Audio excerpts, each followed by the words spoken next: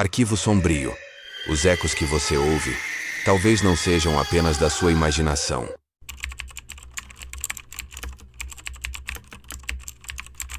Dizem que certas casas guardam segredos tão profundos que nem o tempo consegue apagar. E se eu te contasse que uma delas me chamou para dentro de seus horrores? Bem-vindos ao Arquivo Sombrio. O que estou prestes a relatar aconteceu no coração do sertão baiano, onde antigas crenças e entidades ancestrais ainda reinam soberanas. A poeira vermelha do sertão dançava no ar enquanto meu carro sacolejava pela estrada de terra batida. Era janeiro de 2017, e eu, Lucas, um fotógrafo paulistano, buscava refúgio da cidade grande.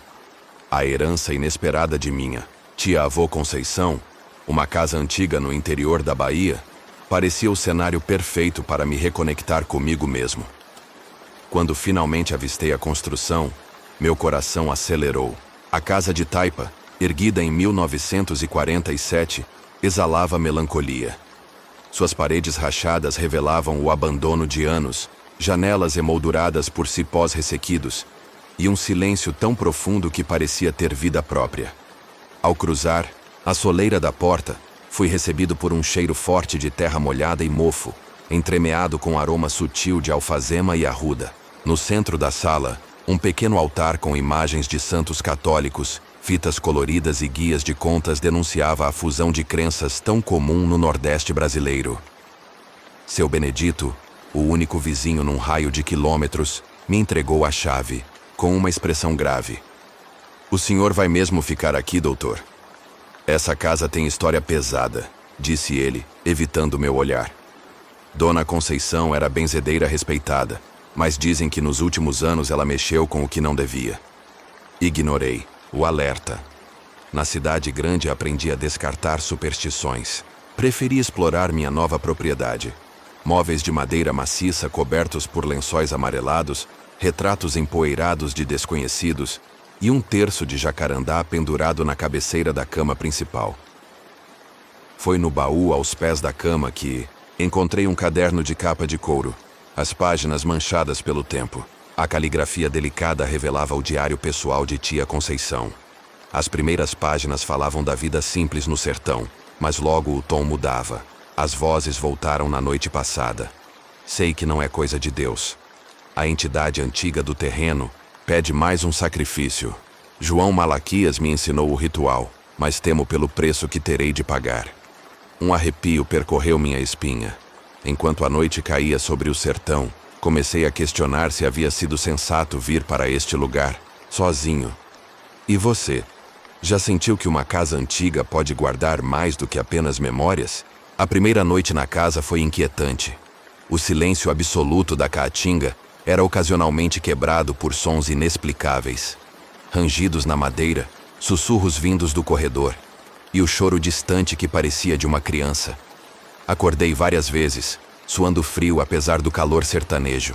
Em um desses momentos, jurei ter visto uma silhueta feminina parada à porta do quarto, observando-me na escuridão. Pela manhã, explorei o quintal dos fundos. As palavras do diário de Conceição ecoavam em minha mente enquanto caminhava pelo terreno ressecado. Foi quando encontrei, escondido atrás de uma moita de mandacaru, um pequeno cemitério improvisado. Cruzes de madeira marcavam sepulturas diminutas com nomes entalhados à mão. Esperança, Inocência, Anjo Gabriel. Seu Benedito apareceu sem aviso, me assustando. "São os anjinhos", explicou, tirando o chapéu de palha em sinal de respeito. Crianças que nasciam mortas ou não vingavam no primeiro ano. Dona Conceição enterrava aqui mesmo, fazia as rezas. "E por que tantas cruzes?" perguntei, contando pelo menos uma dúzia. O velho suspirou antes de responder. "Nas secas bravas, muitos bebês não resistiam. Outros dizem que era o tributo que ela pagava." "Tributo? Para quem?" Benedito apenas apontou para uma árvore retorcida no limite do terreno. Um umbuzeiro centenário, com um tronco que formava algo semelhante a um rosto humano em sua casca. "O dono verdadeiro dessas terras é muito mais antigo que nós, moço. Os índios que viviam aqui já faziam oferendas para ele muito antes dos brancos chegarem. Naquela tarde, Voltei ao Diário de Conceição, avançando nas páginas. Os relatos ficavam mais perturbadores. Ela descrevia um pacto feito com uma entidade que chamava de Guardião do Umbuzeiro. Um acordo para proteger sua família da miséria durante a Grande Seca de 53, em troca de inocências. À noite, enquanto lia à luz de velas, a eletricidade era instável naquela parte remota do sertão. Comecei a ouvir um canto baixo, como uma cantiga de ninar. Vinha do quintal, da direção do umbuzeiro. Quando me aproximei da janela para olhar, vi uma procissão de pequenas luzes azuladas movendo-se em direção à árvore. Esfreguei os olhos, certo de que estava alucinando, mas as luzes continuavam lá, como almas vagando na escuridão. E você? Acredita que existem lugares onde o véu entre nosso mundo e o outro é tão fino que pode ser facilmente atravessado? Na terceira noite, a casa ganhou vida própria. Portas se abriam e fechavam sozinhas. Objetos mudavam de lugar. E o choro de crianças tornou-se constante. No espelho do banheiro, encontrei palavras escritas na poeira. Hoje é dia de pagar. O Diário de Conceição revelou as últimas páginas. Ela descrevia como, a cada 7 anos, precisava renovar o pacto com o guardião. O ritual exigia um sacrifício e deveria ser realizado sob a lua nova de julho, exatamente como a daquela noite. Eu queria fugir, mas algo mais forte me prendia ali. Uma curiosidade mórbida, talvez, ou alguma força ancestral me chamando. Quando a meia-noite se aproximou, segui até o umbuzeiro, levando comigo apenas uma vela e o diário. A árvore parecia diferente sob o céu sem lua. Seu tronco retorcido formava claramente um rosto humano, com olhos vazios que pareciam me observar. Ao redor, as pequenas luzes azuis dançavam como vagalumes sobrenaturais. Uma figura feminina materializou-se ao lado da árvore. Não era um fantasma translúcido como nos filmes, mas uma presença densa, com a aparência de minha falecida tia-avó Conceição, porém com olhos completamente negros. Você veio cumprir o pacto, disse ela, sua voz misturando-se com o vento.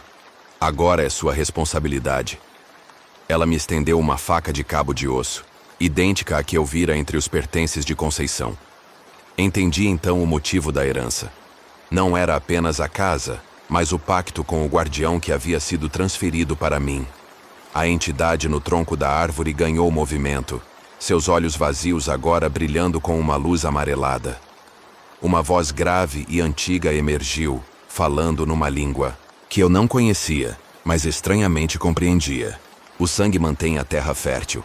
O sacrifício traz proteção. Escolha, dar ou receber a dor. As luzes azuis aproximaram-se, revelando-se como espíritos de crianças com expressões vazias. Eram as almas dos anjinhos, os sacrifícios anteriores. Naquele momento tive um vislumbre de clareza. O ciclo precisava ser quebrado. Em vez de oferecer sangue à entidade, cortei minha própria mão e deixei o sangue cair sobre o Diário de Conceição. Ofereço minha própria dor, não a de inocentes, declarei, lançando o diário em chamas aos pés do umbuzeiro. A árvore contorceu-se como se sentisse dor. O rosto no tronco urrou. Uma tempestade de vento e areia formou-se ao nosso redor. As pequenas luzes azuis elevaram-se aos céus, finalmente livres. Acordei na manhã seguinte na varanda da casa. Minha mão, enfaixada com folhas de umbuzeiro. A grande árvore havia desaparecido completamente, como se nunca tivesse existido. No lugar onde ficava, apenas um círculo de terra fértil em meio à aridez do sertão. Vendi a propriedade na semana seguinte e nunca mais retornei ao sertão, baiano.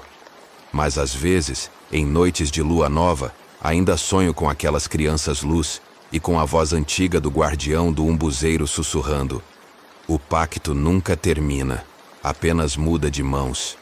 Se essa história te causou arrepios, pense 2 vezes antes de aceitar heranças inesperadas de parentes distantes. Alguns presentes carregam responsabilidades ancestrais, que podem custar muito mais do que imaginamos pagar. Se você gostou dessa história do Arquivo Sombrio, deixe seu like e inscreva-se no canal para conhecer outros segredos que preferimos manter nas sombras.